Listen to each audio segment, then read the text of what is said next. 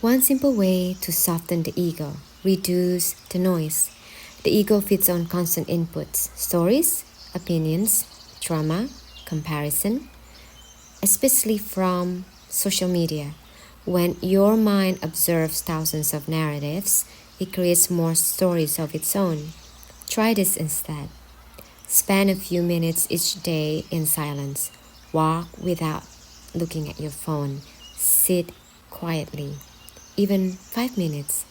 Then gently extend it to 10 to 20 minutes over time.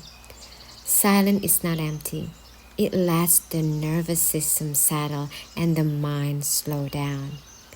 As outside stories fade, your inner story loses momentum too. And without constant storytelling, the need to control everything softens, not because you force it, but because the noise feeding it stopped.